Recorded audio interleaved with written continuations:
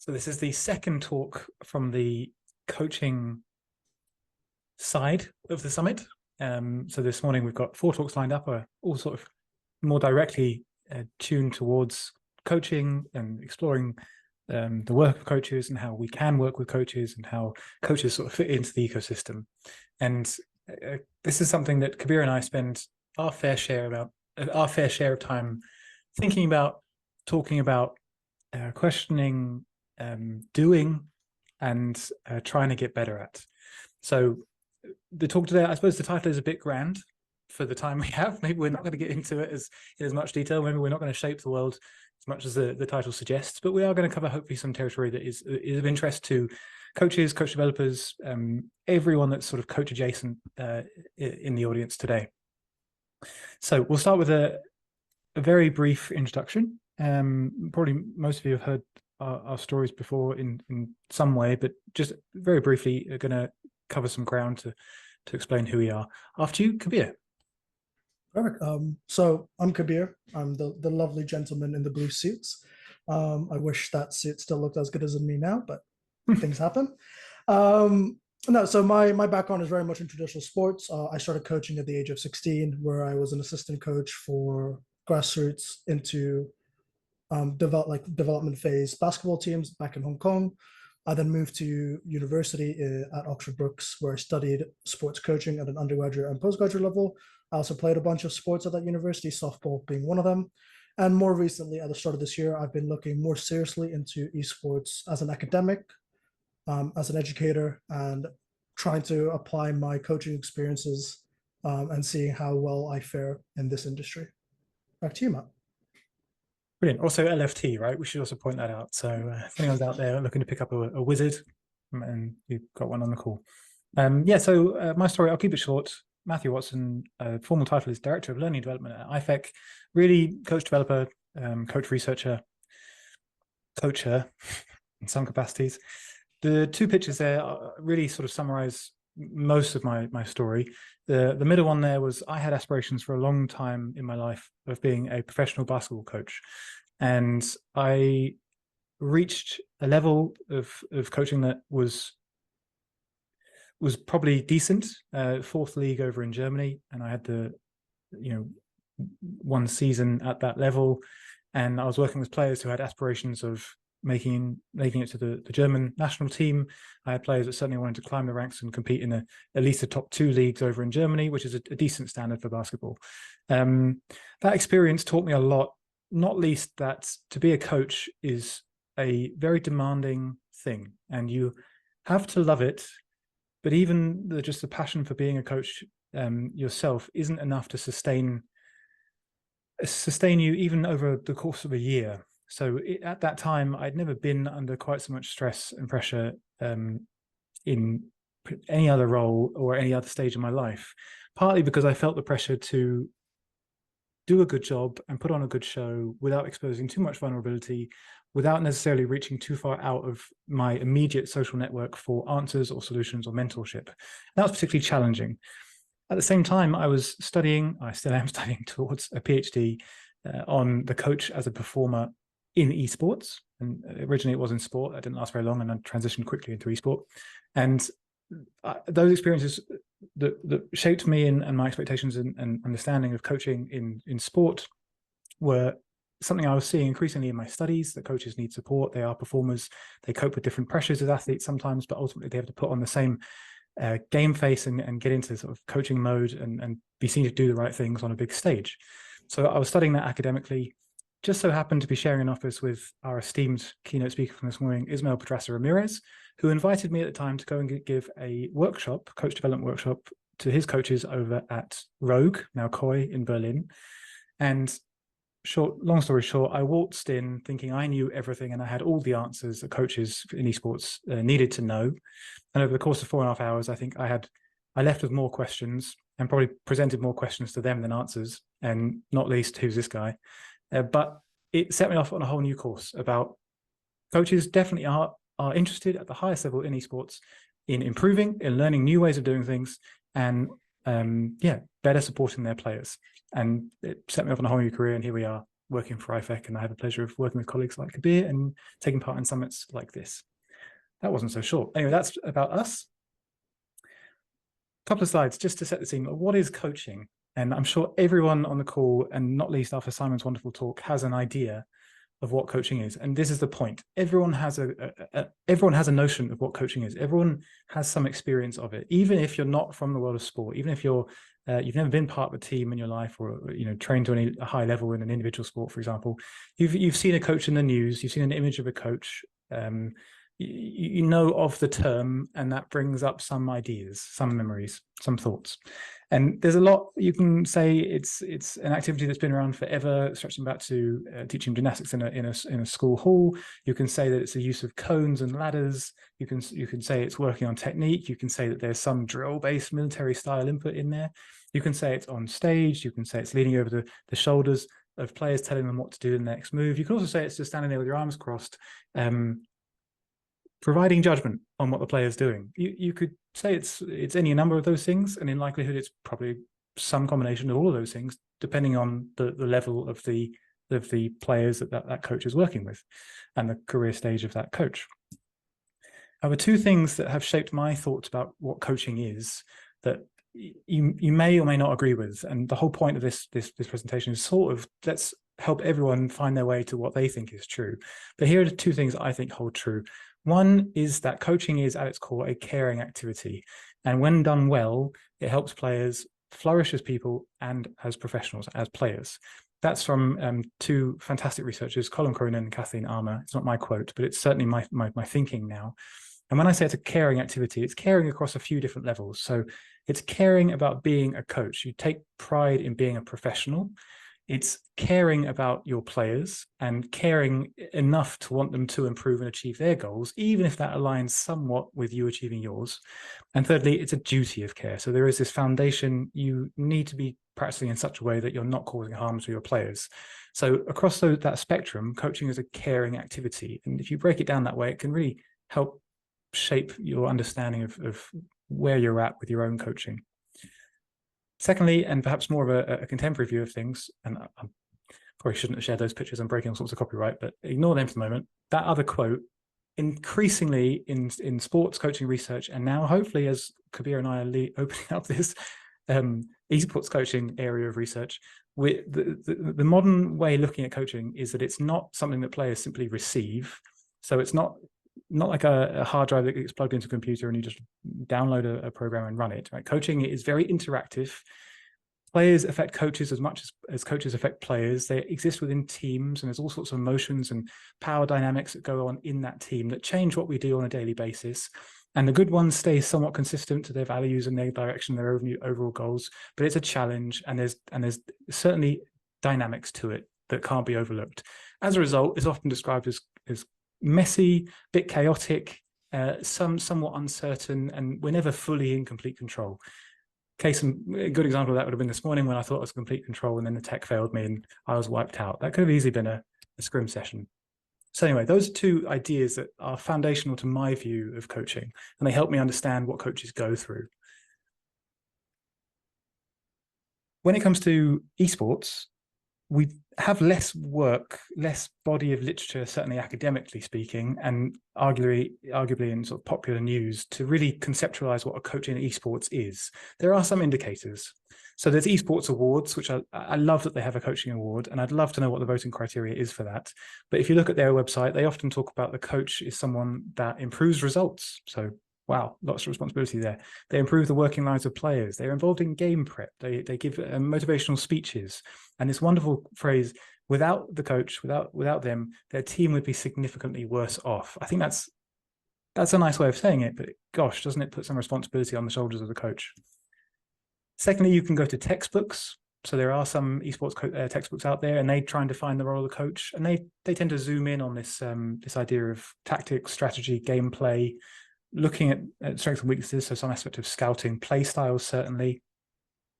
Largely speaking, that it could be synonymous with a coach in sport. There's nothing necessarily there that really defines it, or makes it distinct from a coach in esports, except maybe that last line.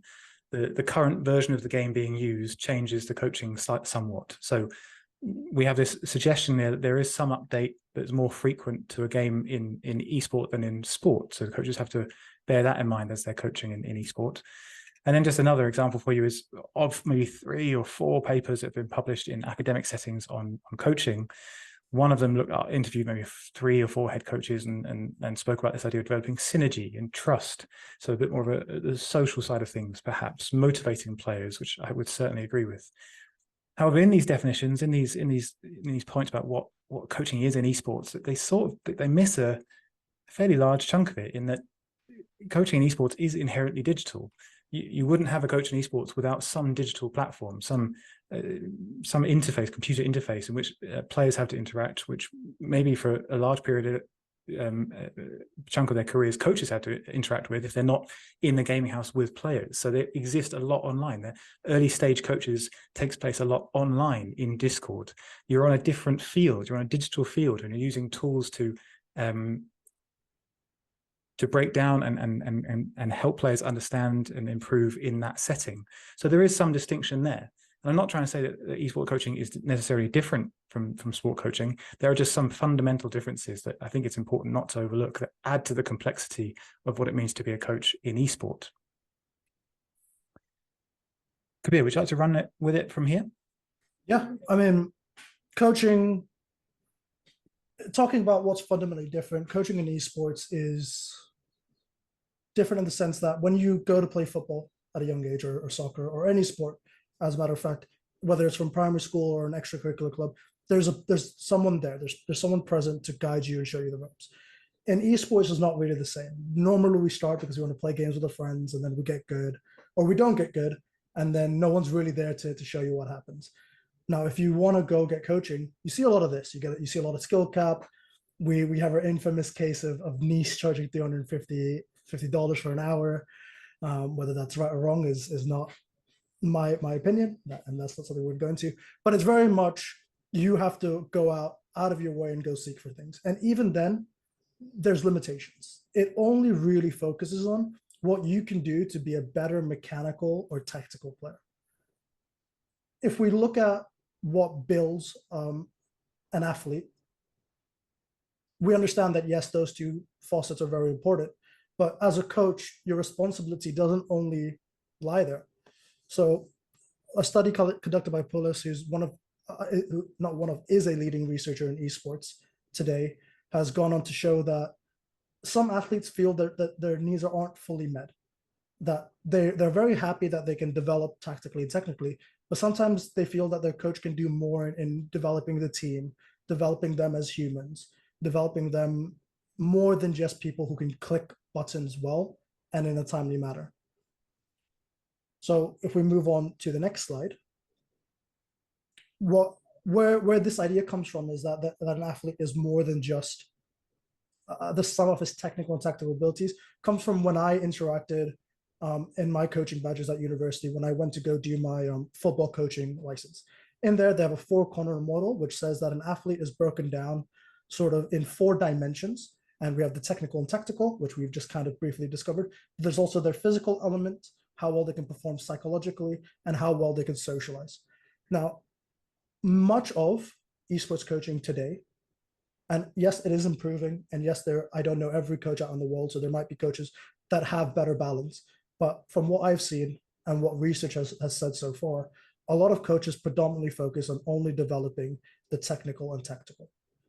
They sometimes neglect working on physical, and it's hard. For example, myself, I don't get to meet my players. I don't get to live in a gaming house with them. I don't get to tell them, hey guys, today we're going to get up off the desk and we're going to do some physical activity. It's very hard for me to enforce that. Whereas someone like Isma, you saw, if you were in the keynote, you can see him. He can ask Caps and Broken Blade to go on a run with him. They can go play volleyball because he has more control. Also, some coaches, I know from myself, although I am relatively privileged that in the sense that I get to have an education, I don't have all the tools to develop my players psychologically and socially. I might be better informed, but doesn't mean that everything I do is highly effective. So to me, as someone who's come into this space in a very coach development lens, these are sort of not red flags, but these are opportunity costs to see if this industry is going to grow and be a product and be a thing for the next 100 years, and it's going to rival traditional sports as it already has done in the past decade, these are ways that we can improve and we can find balance, not only for us as coaches to help the athletes get the most value of being in these environments. Because again, as Isma highlights, there's a lot of sacrifice they put in, and not all of them will get to have a career in this. So we want them to leave better than they came in. And to me, that is effective coaching. Yeah. Just to build on that as well, we're not saying that this is the way of coaching or the model to break down coaching. This is a lens to look at coaching through to sort of very simply understand what's the emphasis, what could be done more of, what's maybe harder to reach. And I think maybe the general consensus is, as Kabir says, that there's an emphasis on technical and tactical. It's hard to get away from the very, very game-specific style and correction of mistakes in-game, reviewing in-game. And yeah, we've seen it a fair amount. And I think there is a case to be made that a shift to a more broader level could be useful. Please ignore these comments as they come up, but we're just going to skip forward one moment. Oh, those bullet points shouldn't be there. Anyway, so I think one way of arguing this, or one way of just putting it in plain terms, is that often, especially in research, we come across this idea of a cognitive athlete, that someone that's participating in esports is a cognitive athlete. And within that is all sorts of things about them having to use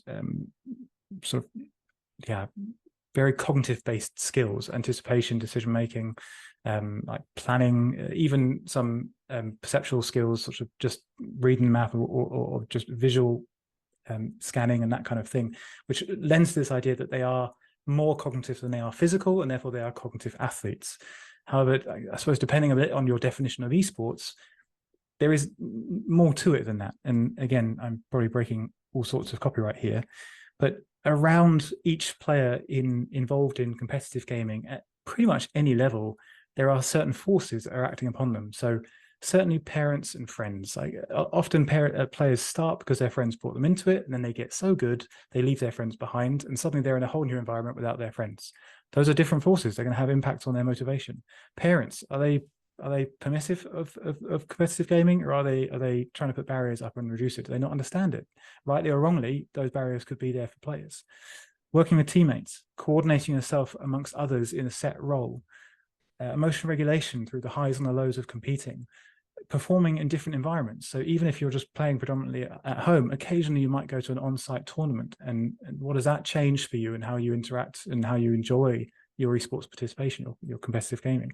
And fans at the highest level, there's a lot of people watching you, and even if we say sometimes viewership is down a little bit, there's still often thousands of people viewing you, and that's slightly more than they're on me right now. And I can tell you, I'm feeling the pressure a little bit.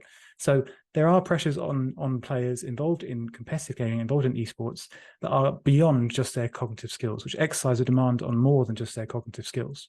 So one person that can perhaps help with these other factors and consider these other factors and create an environment in which that player isn't just concentrating on their cognitive skills to the detriment of failing to cope with the demands that are placed upon them, is arguably the coach. The coach could be the person that helps in those other areas. That probably sounds super, super obvious. And maybe the takeaway here is, could you use this if you're experiencing similar arguments coming your way as a coach? Maybe you can build this picture for people that are making those points. So why support coaches? I think aside from it seems like the right thing to do, we have to acknowledge that there has been pushback over our 4 years at IFIC. There has been pushback. There's been, it's too early. It's been, who are you? You weren't a professional coach yourself. Like, who are you to tell me I need support? All of those things. So research is really, sometimes it can be a little bit intimidating, but academic research can help us understand, or help understand if really supporting coaches is necessary, is even needed. Maybe we were barking up the wrong tree. So in one of my PhD studies, I went out and I asked professional coaches, and I got as for someone that just started out in esports 5 or 6, however long ago, I tried to get a top tier sample, and I was pretty proud of the mainly 2-tier sample I got, some tier 1 or 2 tier 3, but I got a pretty good sample of League of Legends coaches, 14 in all, and I sat down with them for probably on average about 2 hours, 90 minutes probably. And I asked them about their experiences, how they got to where they would go, how they got to their positions, what was important for them along the way, and what they did. And there were some patterns that came out very, very clearly. The first was none of the coaches I spoke to, and this study was the winter of 2021, spring of 2022, none of those coaches had a structured career path to speak of. They didn't plan to go from this step to this step, this badge to this experience, from this developmental team to this assistant coach role to then go into a head coach role. That didn't happen. They spoke about being determined, about putting themselves out there, about utilizing social networks, and ultimately being a little bit lucky to get that career that was then sustainable for them to work as a coach exclusively. Along the way, they said that they would have loved to have some support. One coach spoke of how maybe he would have done a psychology degree to help him in his coaching rather than I think something else that he studied or time in the military. So they were talking that maybe some support would have been useful along the way, certainly some structure for some of them to know maybe not necessarily what I should do, but what at least have others done? What could I try and emulate without just trying to knocking on their door and saying, can you help me here and there? Secondly, winning certainly was the overwhelmingly common. It was a primary metric by which to judge how good the coach was. So coaches spoke about how if they didn't go into a team and win pretty much straight away, there was judgments on their ability to coach. And then upon exiting a team or leaving a team, they could really only demonstrate to a potential new employer their winning record and perhaps the recommendations from maybe other coaches they worked with or players that would be willing to speak favorably about them. But there was this undercurrent of, yes, it's word of mouth, but ultimately, if I'm not winning, my career is going to sort of stagger a little bit. So there was pressure on them with that. And also in the paper, I report how that links to this idea of coaches as performers. When the pressure's on and winning is the only thing that counts, enormous psychological pressure on coaches, and over time, perhaps not ideal.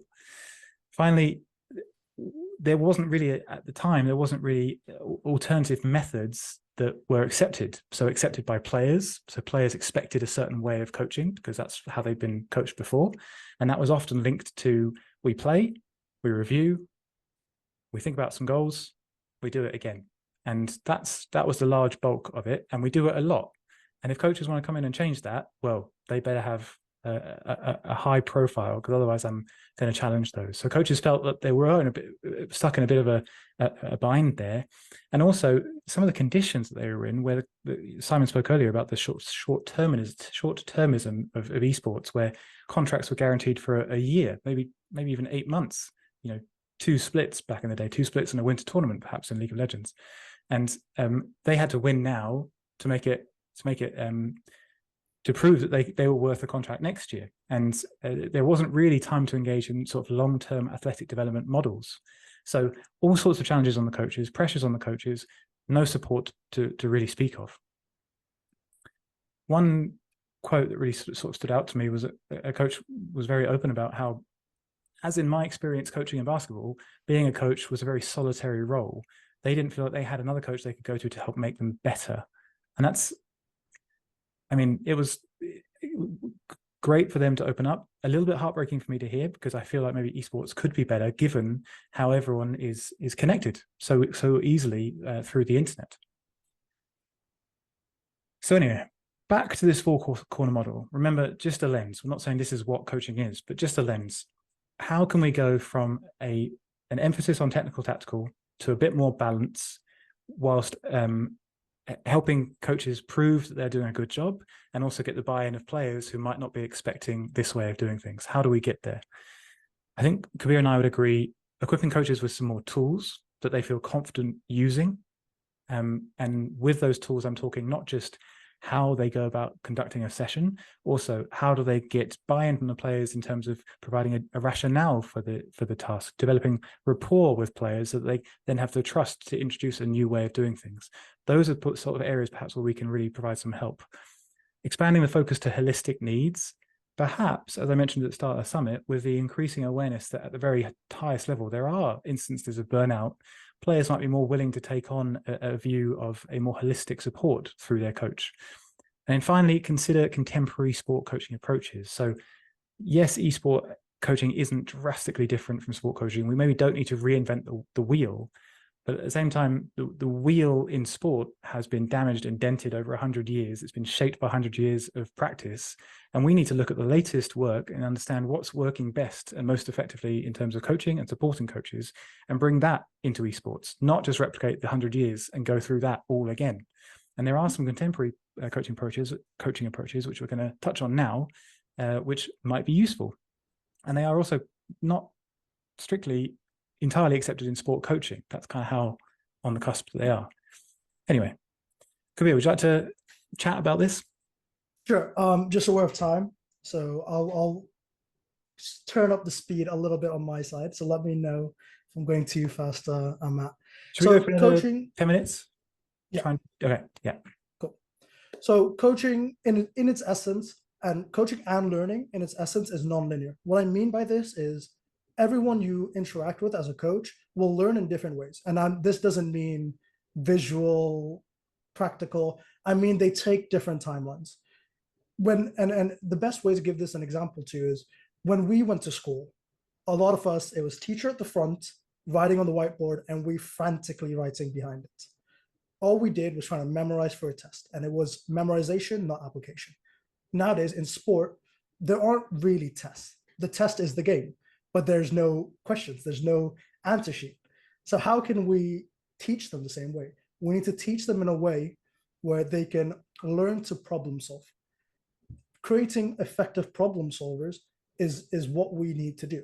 And looking at the quote down below, this is a very important quote. This is a quote I hold very dear to my heart.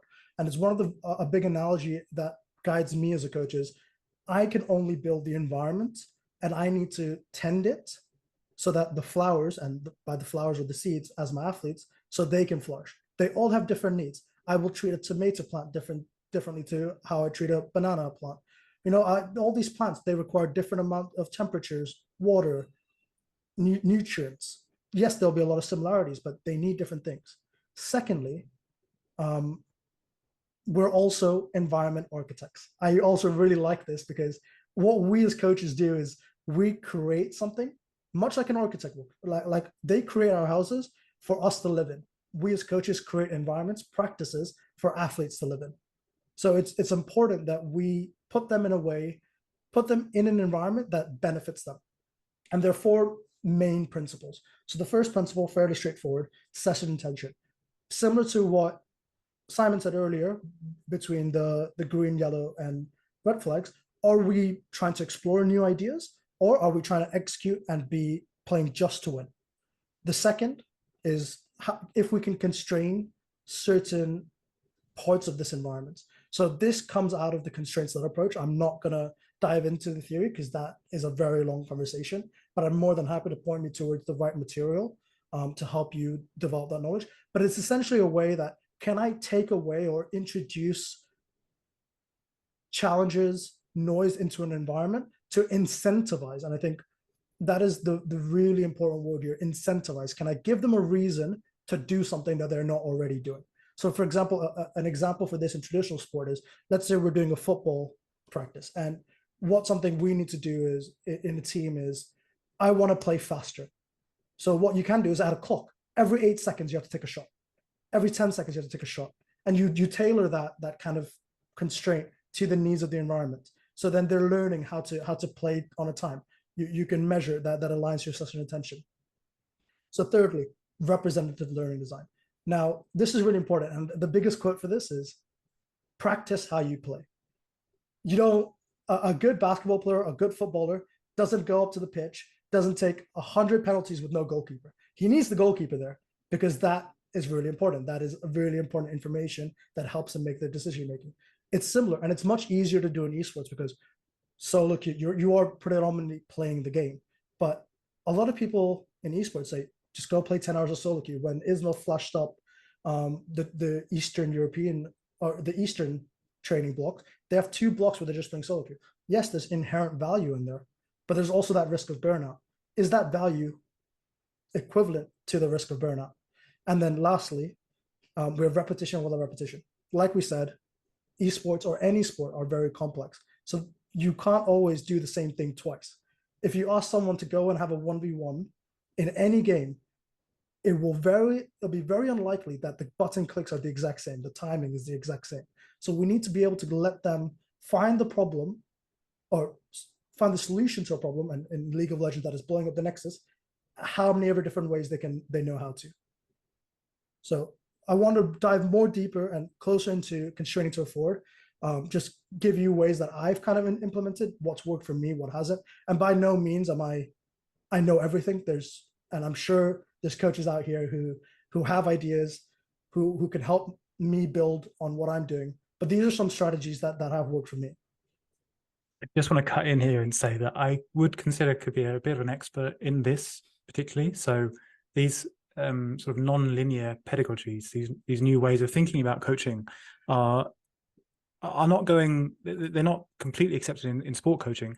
In esports, I think there is very clear links to them, their use. So this idea of having a session intention. I mean, how often do we hear coaching staff, performance coaches advocating for just having for a specific vocalized goal ahead of going into a scrim block, like that kind of things.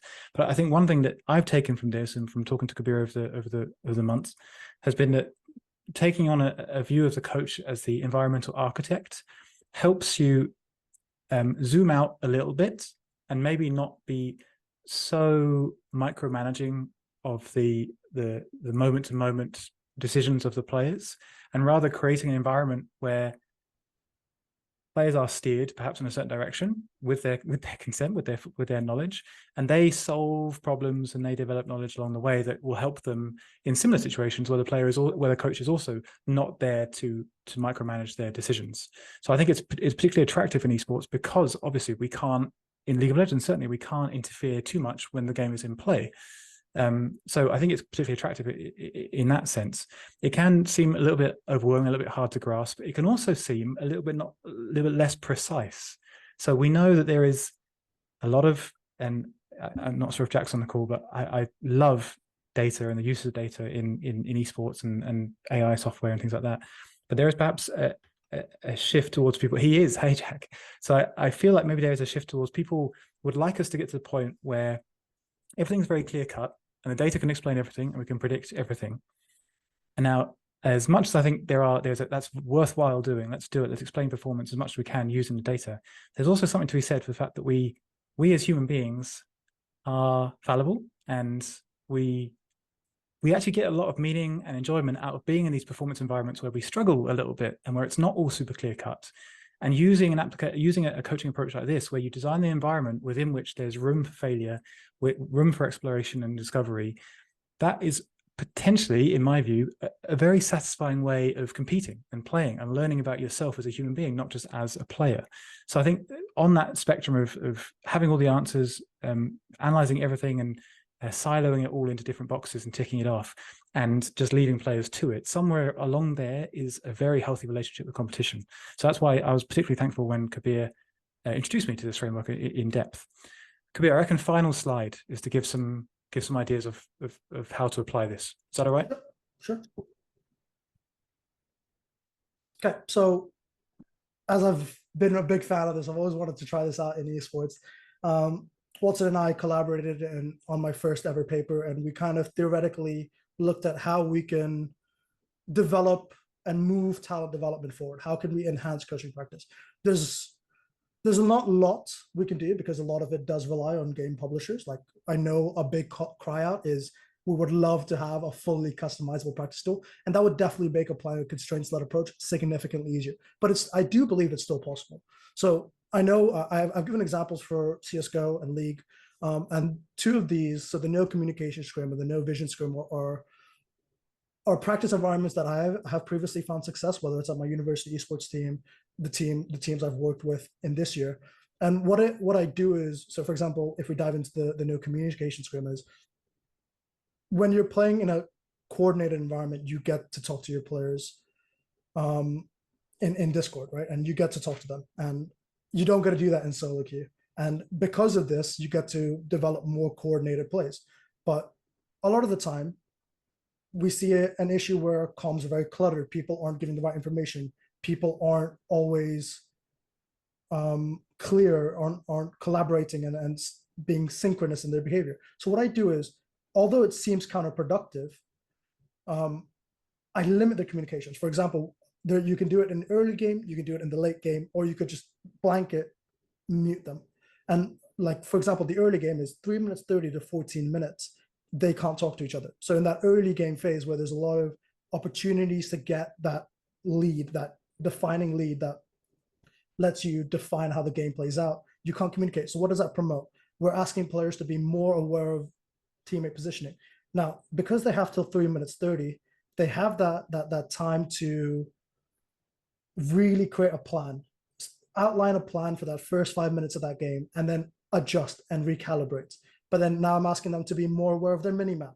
I'm asking them to use pings effectively. I'm asking, can they pick up on the habits of their teammates? So maybe at the cost of not winning the scrim, I'm getting them to be more socially aware of their behavior and their teammates' behavior. That is then going to feed into how well they work as a team, macro and micro wise. And it also then gives them the opportunity of saying, oh, if only you had the chance to communicate this with you, we could have done this. And then I can say, look, that's a key point to communicate. So let's communicate this more. And then in the next scrim block, I can say, we identified this as a key performance indicator that helps us be really effective in the early game. Let's focus on this. And that's my session attention for next week. So to me, I'm working towards a sense of redundancy where I get to be quite hands-off. And by no means am I sat with a pina colada and feet on the table, but I let my players be in charge of their learning and be very athlete-centered. So they can say, this is what this team needs. This is what I think is valuable. Let's work on this. Now, there's also been plenty of opportunities where I've done a session like this to them and they felt really uncomfortable. It's not worked. For example, one thing I wanted to do is, we talk a lot about in League of Legends tempo, and to my understanding, that is how well you can leave the map and come back on the map at the same time. Something I've tried to do is get them to reset and base, and you can't base and go home without someone else doing it. And that's absolutely like ruined games, but it's helped them to a small degree understand the importance of it. But as a game, as a challenge, it hasn't been the most productive. So by no means are these ideas concrete. There's obviously a lot of room for optimization, but I do think if a cohort of coaches wanted to come together, sit down with me where I'm sort of the expert of this theory, and you guys might be more experts in the game and how the game could work, there's definitely no reason why we can't come out with a 100-page document talking about various challenges. And as Riot move towards the direction of giving us a more customizable practice tool, it definitely becomes a lot easier. Yeah, for sure. I think there are certainly applications worthwhile considering. And we should probably also, final point on this is that we mentioned earlier this 4-corner model, this lens of, we need to focus on the holistic development of players in technical, tactical, physical. I mean, arguably physical skill execution is less of an emphasis in esports, but physical health and well-being, absolutely. Psychological, handling the emotional pressures of competing, but also social. So learning how to communicate, learning how to be a leader as a player. Those are things that this kind of approach allows. So you can imagine suddenly the focus on communication when Kabir says you have to base together, you have to base as one other person, like how that changes how they've always communicated in their experience of playing up until that point. So I think this kind of approach it's one step removed from correcting technique that you don't get a lot of in esports, admittedly, but like it's one step removed from that, and that's perhaps where esports coaching could really thrive and demonstrate a new way forward that's distinct but builds on sport coaching. I think given the time, we should wrap it up there. We haven't necessarily tackled where esports coaching is really going, but suffice to say, we are absolutely not condemning what's going on right now. What I love about esports coaching is that there is room for innovation, there is room for novelty, and there is people putting endless hours of thought into being a better coach. And hopefully this is maybe just a tiny suggestion of one way that we can look about introducing new practices. And maybe this platform, so this summit, might give you some confidence to go out there and actually try it, or maybe mention it to another coach, or mention it to a player. So let's wrap it up there in terms of the talk.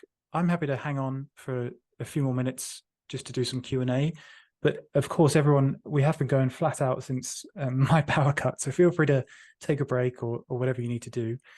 Couple of questions. So from Peter there, reflecting, hi Peter, by the way, reflecting on my athletic journey, constraints-led approach was so often present in drills and activities, producing fun practices and good results. Excited to see, not a question, a comment, amazing. Excited to see this being implemented in esports as well.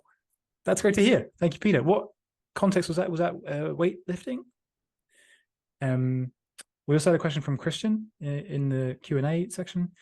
How do you think we can help coaching staff to make them understand that it's crucial to planificate and how to structure concepts that they want to work with players through the weeks, months? So how can we have that longer term view and not go from scrim to scrim? How can we adopt an approach like this? Any thoughts on that? I guess it's almost like, how can they take the risk to change what they're doing? Maybe that's it. What do you think? Yeah, I mean, when we look at periodization and we look at trying to put a time scale to things and being very planned in our approach, saying in 9 months we want to be here, and often in esports we don't get 9 months, right? So it's like in 3 months we want to be here, and then you realize when you break down 3 months, you're like, oh, okay, I don't have that much time. But it's when you have a plan in place, you have a North Star, and this guides you. It doesn't mean you only can go there. And this is why there's, I guess, if we had the time to go through the rest of this presentation and we talk into why coach education is kind of important, we as coaches are equally performers as athletes are. There's a responsibility for us to be on our A game as much as there is one for the athletes. And if we can't be on our A game, we are not giving good feedback. We're not ensuring the environment's correct. We're not diving into that technical, tactical side. So if we plan and say, in 3 months, I want to be there, and in 1 month, and then you break down the steps. So you find Mount Everest and then say, to climb Mount Everest, I need to be here at this point. I need to be here at this point. And these aren't deadlines, but these are, I'm climbing up this hill. Am I doing it? And when you're 2 weeks in, 1 month in, you can say, does the hill look the same? Maybe you've achieved more than you thought you would, that you planned for. And the hill looks different because these goalposts always move. Coaching, always, these goalposts forever shift. So it's not about only having one plan. It's pick a point, try and reach it. But if you don't reach it, always understand that your path has diverted and there's a new point to go for. So it's getting that concept down, but there's 100 different ways coaches can do it. Yeah, we quite like the green scrim, red scrim from Simon in the previous talk. So planning ahead of schedule, a time where you can deviate from the traditional coaching approaches and try new things, like locking that in ahead of time so everyone's aware and can anticipate it. I think that seems like a really good approach. Should also say, Christian, I mean, we acknowledge that the pressure or the choice to do these kind of things, the choice to change the coaching approaches doesn't always sit entirely with the coaches themselves. So the decision maker at the org who decides who sticks around, who gets the contract, who's fired, who's hired, often that's out of the coach's hands. In esports over the last year has been quite volatile in that respect. Perhaps it's always been that way. And so we get it. Like, I think we get, like, risking what is historically done, and then the risk being that you try something new and you don't get results, and the players say something and you're done. Like, we get the pressure. That's fully understandable, and I think it's something where maybe the industry maybe needs to stabilize a little bit, and hopefully needs to pay attention to these kinds of approaches a little bit more, maybe through a summit event, to maybe make it easier for coaches to try new things. And then if they try new things and share them, we generate new knowledge, we figure out what works. It's less blanket trial and error, and it's more of a refined, justified approach to a new way of supporting players. Final question. We've got 2 minutes. Brilliant, great break. 2 minutes. Question for you, Kabir. Can you, apart from maybe the constraints-led approach there, or the examples you've given, what specific training methods could we use to enforce the physical, psychological, and social aspects and development for players? Does anything spring to mind? A lot of times we spend, so I guess I can reflect a bit on my experiences in my coaching this year, is a lot of times we play scrim, it goes well or it doesn't, we review quickly, and then everyone goes away back to their own lives. And by all means, that's fair, but do we always give enough time for players to just be friends? We know there's a huge body of literature saying social cohesion helps team cohesion, and if team cohesion is high, there's higher chances of success. But do we come together and sit down and just watch LEC together? Do we play different games together? Do we sit down and just have a laugh? Do we watch a movie? Sometimes not. So it's not exactly a training method, but it's, do we provide an opportunity for players to be just teammates? Can we be more than just a teammate? Can we be a friend? Can we be someone who will lean on? Because there'll be times where it's difficult, right? And sometimes the coach, I know as a coach, I've been harsh on my players at times. And if my players can't support each other and they can't be their shoulder to cry on, so to speak, then, you know, you kind of go away from scrum block. Oh, the coach has just said, given me some really harsh feedback. I can't really lean on my teammates to say things. So it's like, you don't enforce like a training method, but you build this environment where you promote psychological, the physical, the social aspects. Because if you can say like, hey guys, all of these things are really important for you, and you give them opportunities to interact with each other just outside of being a teammate, then those things kind of build themselves.